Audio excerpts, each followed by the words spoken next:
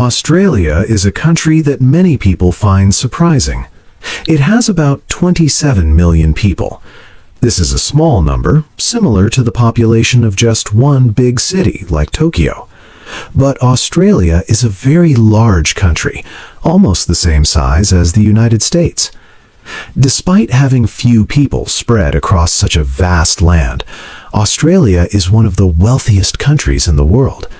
Its total economy is huge, worth about 1.7 trillion US dollars every year. When you look at how much money each person has, Australia ranks among the top 20 nations, with about 64,600 US dollars per person annually. This situation makes Australia an interesting puzzle. How does it create so much wealth? One reason is that Australia is very far from other major countries. This distance should make it hard to trade and do business, but Australia has used this isolation to its advantage.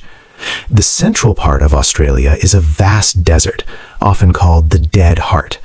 This dry, empty area seems like it would be useless, yet deep under this desert lies some of the planet's most valuable minerals. These resources act like a powerful engine, driving Australia's $1.7 trillion economy. At the same time, the busy cities along the coast, where most Australians live, have also grown into strong centers for services and businesses, adding more to the nation's prosperity. This book will explain the many reasons behind Australia's success. It is not just about one thing. Instead, it is a mix of its rich geology, some good fortune, careful planning by its government, and a smart way of managing its population growth through immigration. We will look closely at the mining industry, which digs up valuable resources like iron ore and lithium from the ground. We will also learn how Australia grows huge amounts of food for the world. The book will explore Australia's relationships with its biggest trading partners and how it brings in skilled people from other countries. We will also see how staying safe from big wars has helped its growth. In the end, we will discuss the challenges Australia faces today, like the high cost of housing, and what the future holds for this lucky country. 2. The rich earth. Australia's wealth starts deep underground. The land is incredibly old, and over billions of years, special minerals formed there. This is like winning a geological lottery for the country. Mining these resources is a very large part of Australia's economy. Each year, selling these resources brings in a staggering amount of money, about 383 to 385 billion Australian dollars. This represents around 70%. Australia sells more iron ore than any other country. In a recent year, it earned 116 billion Australian dollars from iron ore exports. About 37% of all iron ore produced globally comes from Australia. Much of this comes from a place called the Pilbara, located in Western Australia, which holds some of the world's richest deposits. The iron ore found there is very pure, making it easier and cheaper to process. This gives Australian miners a big advantage in global markets. Another big part of Australia's growing wealth comes from what people call the lithium revolution. Lithium is crucial for batteries in electric vehicles and for storing renewable energy. It is like the new oil for the modern world. Australia holds almost 40% of the world's lithium supply. This makes the country a key player in the future of green energy and transport. While lithium prices can go up and down, the global demand for it is expected to grow a lot in the coming years, meaning this resource will continue to be very valuable. Australia also mines and exports other important resources. It sells a lot of coal, which earns about 70 billion Australian dollars each year. Coal is used for electricity and for making steel. Liquefied natural gas, LNG, is also a very big export, bringing in around 65 to 72 billion Australian dollars annually, making Australia one of the top exporters. These resources, along with others like rare earth elements, cobalt, and nickel, are extracted from the earth and then shipped across the globe. Many countries rich in natural resources often face a problem known as the resource curse. This happens when too much focus on resources leads to issues like corruption or when other parts of the economy do not grow. But Australia has largely avoided this curse. It has strong government rules and fair laws that help prevent corruption. The country also has many different types of industries, not just mining, which keeps its economy balanced. Clear rules for mining companies ensure that money from these resources benefits the Australian public through taxes and royalties. Additionally, a well-educated workforce means that people who work in mining can also find jobs in other growing sectors, preventing a permanent over-reliance on one industry. These stable systems and diverse economic activities form the strong base of Australia's cash flow from its rich earth. 3. Growing food. Australia is a big country that is also very good at growing food. This makes it an agricultural superpower. Even though some parts of Australia have dry weather, farmers grow huge amounts of food for the world. They send about 70% of all the food they grow to other countries. This brings in around 75 billion Australian dollars each year, adding greatly to Australia's wealth. The country's large size means it has many different types of land and weather. In the warm, tropical north, you can find huge cattle stations. Here, cows eat grass over vast areas. This beef is then prepared and sold around the world. As you travel south, the weather changes. You see farms growing different things, like wheat and barley. Further south, in cooler areas, you find vineyards where grapes for famous Australian wines grow. These southern vineyards create beautiful landscapes. Wheat is one of Australia's most important farm products. Australian farmers grow many millions of tons of high-quality wheat. This wheat is known for being very good. Countries like Indonesia, Japan, South Korea, and China buy a lot of it. One smart thing about Australia is that its harvest time for wheat is from November to January. This is when countries in the Northern Hemisphere, like America and Europe, are not harvesting. So Australia can sell its wheat when others cannot, which is a big advantage. Australia is also a top seller of beef. The beef industry is very large, bringing in many billions of dollars. From big farms in the north to special places where cattle are fed grain, Australia produces many kinds of beef for different tastes.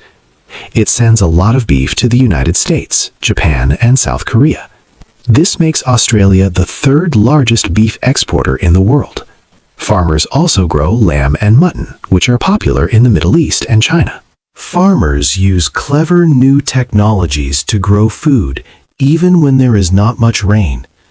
Methods like precision agriculture help them use water wisely. These tools help them get a lot from the dry soil, squeezing out billions of dollars in crops. This way, Australia helps feed people all over the world, often while many Australians are asleep. The wine industry also brings in a lot of money. Australian wines are famous, and many countries want them. After some difficulties, sales of Australian wine to China have greatly increased again, helping southern vineyards flourish. This blend of different climates, smart farming, and strategic timing helps Australia make a lot of money from its farms. It turns its challenging land into a source of wealth and food for the global market. 4. The big buyer. Australia has a very important trade partner, China. A lot of what Australia sells to other countries goes to China. About 1/3, or 33%, of all Australian exports go there. This means China buys many of Australia's goods and services. This connection brings a lot of money to Australia. For example, in the financial year 2024-2025, Australia sent goods and services worth a huge amount to China, around 189 to 196 billion Australian dollars. The most important export to China is iron ore. more than half, 57% of all Australian goods sent to China are iron ore. Other important exports include other minerals and natural gas. Australia's good quality iron ore and strong supply chains mean it still sells a lot to China, even when things are difficult. In 2025, Australia sent 2% more iron ore to China than the previous record. But having one very big buyer also brings risks. What if China decides to buy less from Australia? This could cause big economic problems for Australia. China is changing its economy. It wants to rely less on building new things and more on its own people buying things. This change might mean China needs less iron ore and other raw materials from Australia. China is also looking to buy minerals and resources from other countries, like iron ore from Africa or nickel from Indonesia. This strategy helps China buy from many places, not just one. Australia has also faced problems in its relationship with China. There have been times when China put extra taxes, called tariffs, on Australian products. For example, Australian wine exports faced these tariffs. For several years, it was very hard for Australian wine to be sold in China. These tariffs were only removed in March 2024, and then wine sales quickly increased again. Another example is Australian rock lobster. This trade, worth about 700 million Australian dollars a year, was also stopped for several years, but started again in December 2024. These events show the careful balance Australia must keep. It wants to earn a lot of money from its trade with China. But it also knows that relying too much on one country can be risky. Australia has to manage both its economic profit and the political risks that come with this close connection. 5. Smart new people.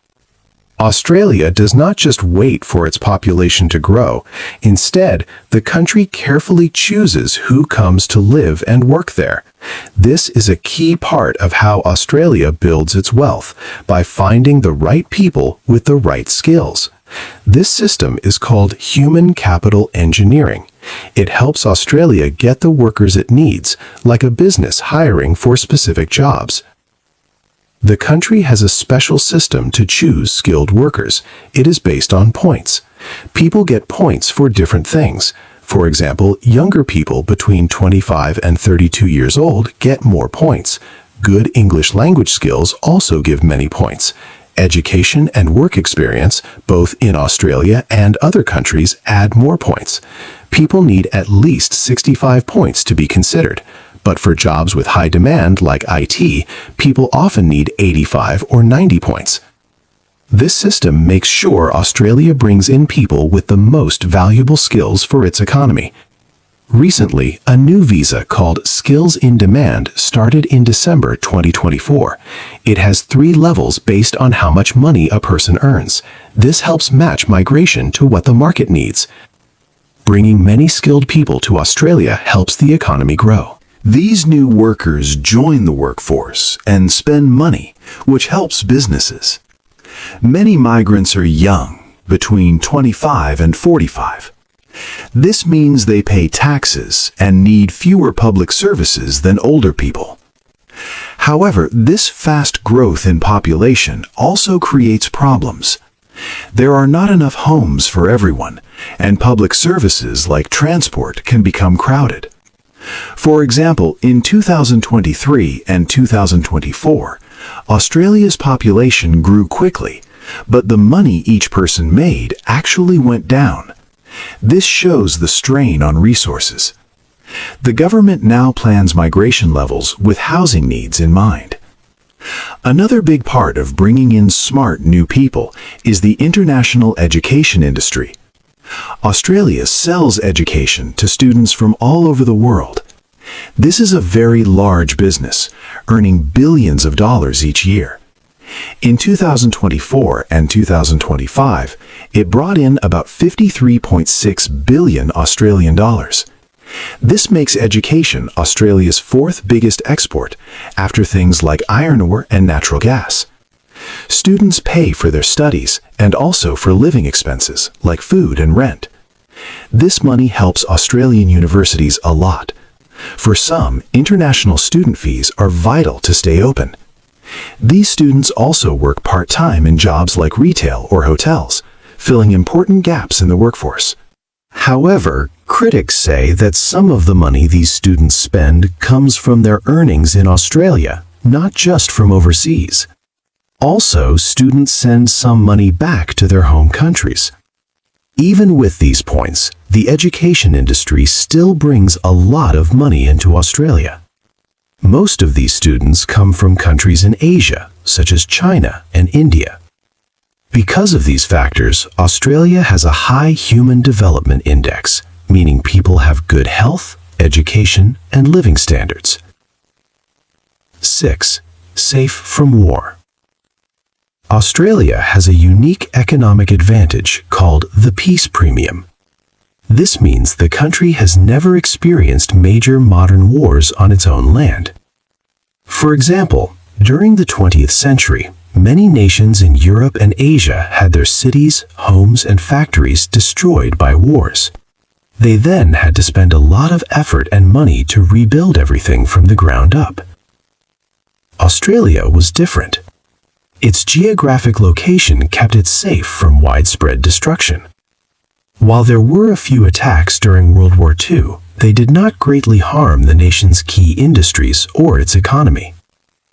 This protection meant that Australia could keep building its wealth and infrastructure without interruption. Roads, railways, and factories built decades ago continued to serve the country, earning money year after year. This long history of continuous growth, without the need for costly rebuilding, gave Australia a significant lead in gathering wealth compared to many other developed nations. The country also follows an economic plan known as the Anglo-Saxon model. This system is much like those in the United States, the United Kingdom, and Canada. It believes in open markets, where businesses can compete freely. It strongly protects people's rights to own property and makes it easy for businesses to operate. This simple, clear way of doing business helps bring in investments from around the world. It shows that Australia is a safe and reliable place for global companies to put their money. Australia's steady banking system is another key strength.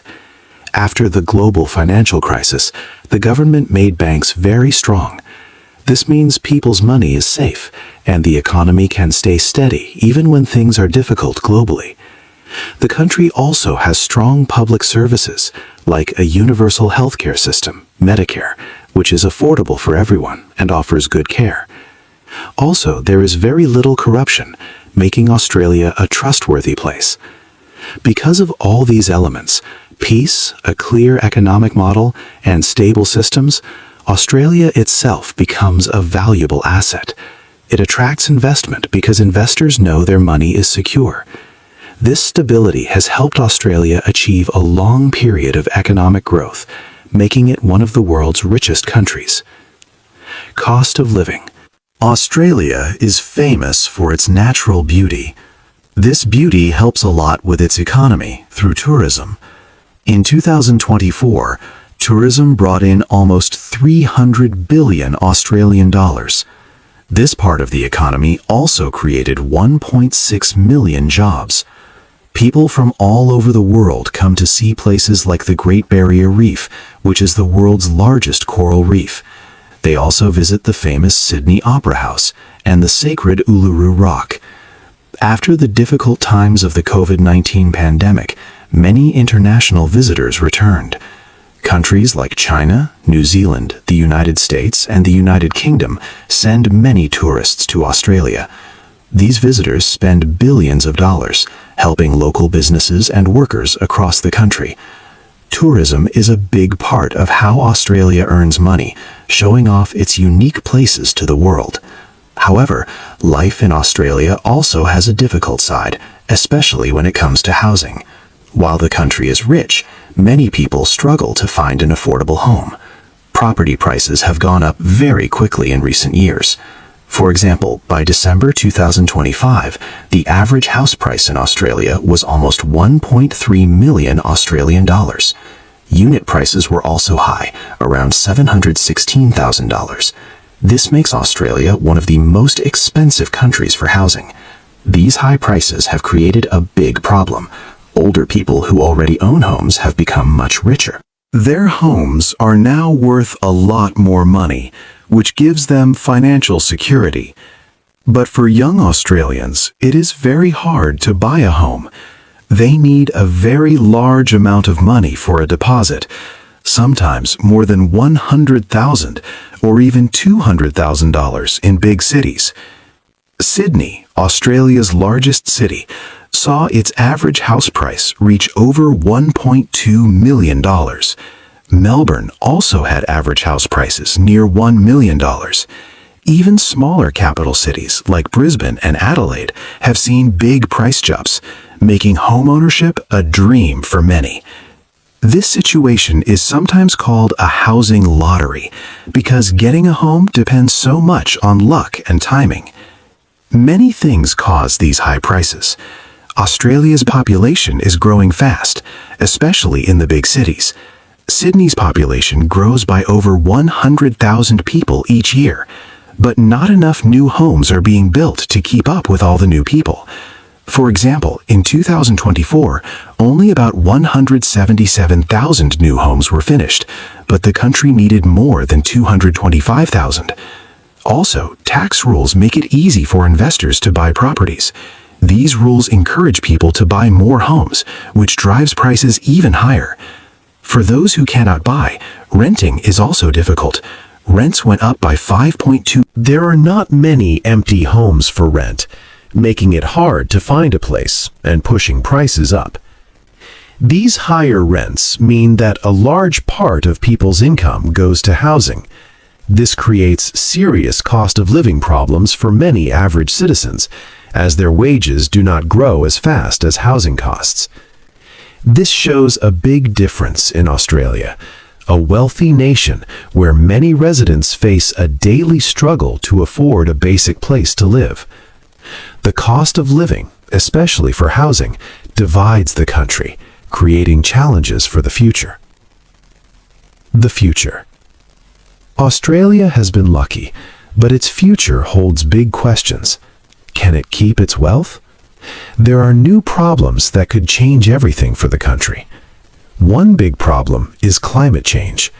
It is hurting Australia's natural treasures. The Great Barrier Reef is special, but warmer oceans are damaging it badly. This means fewer tourists may visit, which hurts the money Australia makes from tourism. Also, farming faces threats. Dry weather, big fires, and floods are happening more often. Places like the Murray-Darling Basin, which is very important for growing food, could get less water. The world is also moving away from coal, which Australia sells a lot of. This change means Australia needs to find new ways to make money. Selling less coal could mean much less money for the country. Australia's close link with China is another risk. China buys many of Australia's minerals. But China's economy is changing, and it wants to buy goods from other countries too. If China buys less, Australia could earn less. At home, the high cost of houses is a problem for many people.